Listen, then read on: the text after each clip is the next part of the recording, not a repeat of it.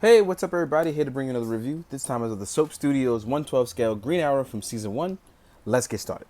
First and foremost, thanks again to Soap Studios who sent these out to me so I could review them, talk about them, give my honest opinion of them. So let's get started. Uh, First and foremost, I want to start by saying again, the head sculpt is soft for me on both the Green Arrow and the Flash. And although it does look like them, it won't show up as good on camera as it does in person or anything like that, because it's definitely have the Stephen Amell look, but it's just not captured perfectly. It's one of those things where photos don't actually capture it perfectly, but it does look like him. It does have the look, and I appreciate that.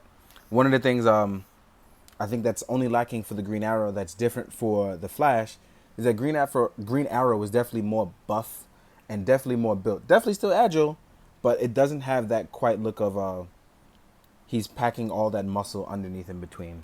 And that's one of the things they definitely put emphasis on in season 1. But anyway, let's get back into the figure and talk about articulation. I'm going to take his arrow out. Voila.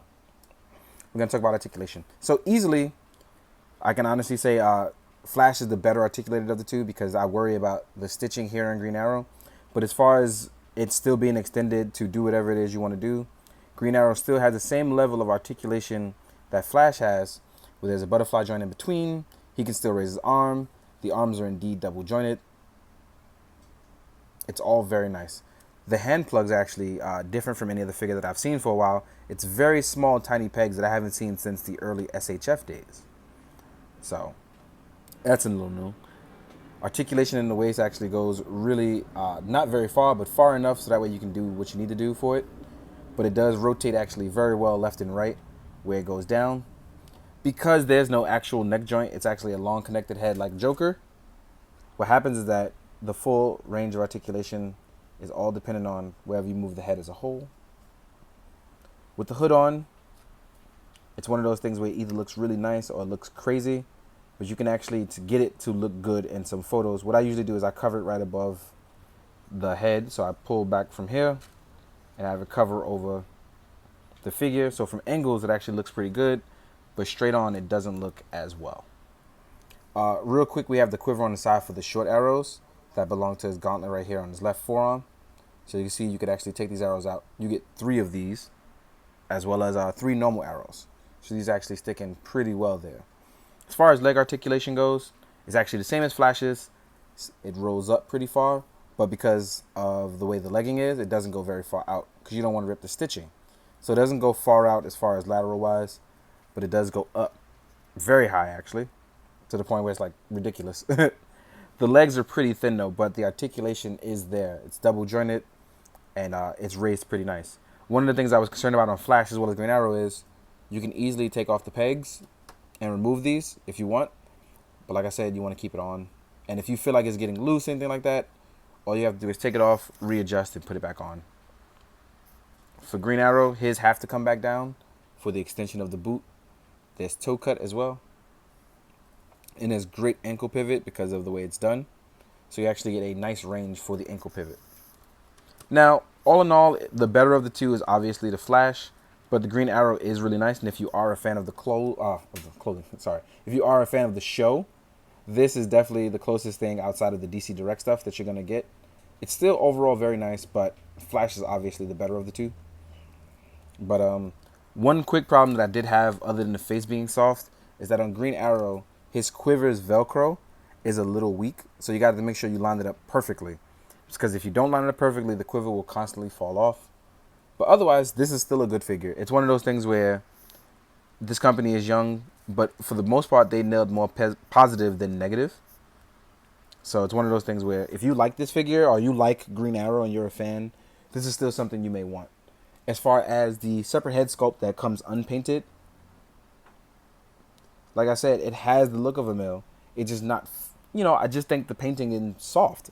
The sculpt is there, but the painting is definitely very soft. Definitely has the decent Amel look. It's something that I would want to get an extra one to have repainted and give it a shot at. Now, as far as accessories go, I talked about how you have long and short arrows. Here are the other 2 long arrows, as well as the third one. They're all the same arrows, same arrow heads. So you don't have to worry about trick shots or trick arrows, anything like that. He did not get into that kind of stuff yet in season 1. You get a dedicated hand for holding the bow. The bow is actually very nice, very detailed. It is accurate to season 1. I had to go and look it up. It's actually very accurate to season 1. And the bowstring, the drawstring, is actually really strong. That it pulls back the bow the way it's supposed to on an actual bow and pull across. Can you shoot an arrow on it? Yes. Am I going to? No, because I don't want to lose arrows. But the hand actually comes off. I just put the hand on to be there. You actually also get 2 dedicated fist hands for when you want to punch out bad guys. You get a dedicated hand for holding the book that he uses when he tracks down enemies with a list of names. And the list actually has the names. I'm not sure if I can zoom in properly, but it actually has names and handwriting. So that's something really nice that they dedicated in there. I thought that was pretty dope. Also, you have one more hand for dedicated to holding the arrows in each hand. So what you do is you actually either line it up. Oop, focus is way off. So what you do is you either line it up right here above it. Then you can see it actually holds it very well. As I'm shaking it, you see it's not falling, so it holds it very well. All in all, I like the figures. I think it's a great start. The hood needs a little work. The Velcro on the quiver part needs a little help in range. And I think Stephen Amell's body should have been different from the Flash. But all in all, if you're an Arrow fan or a CW show fan, this is definitely something you may want to have. They're still great figures. So those are my minor gripes with it. In the meantime, let's go over some size scale comparisons. Here he is next to Flash, and I'm going to compare the two together because you obviously know that they had a crossover at some point. They look very good together. So they actually look good together. I like that. But I would like to see more CW stuff being produced. Here he is next to a Marvel Legends Iron Fist. So as you can see, they range more on the American scale. So he scales very well with Marvel Legends. Here he is next to an SH Figure Arts Kamen Rider Kuga. He is very small compared to Stephen Amell. So next up, we're going to compare it to an SH Figure Arts. Oop, sorry, I dropped something. I was going to compare him to the SH Figure Arts Captain America with a custom head. And the reason why that is because the Marvel stuff tends to be a little bigger. As you can see, the cap scales a little better with him. He has a custom old boy head. Here he is next to a Mezco Punisher Special Ops. So the Mezco stuff scales pretty well with the Soapbox Studio stuff. Around the same size. Here he is next to a 1/12 synthetic human. I'm tired. Sorry, y'all. And the synthetic human is actually pretty tiny compared to him. So we know that the 1/12 scale stuff actually is relative to what you got going on. Here he is next to a AI Articulated Icons Ninja.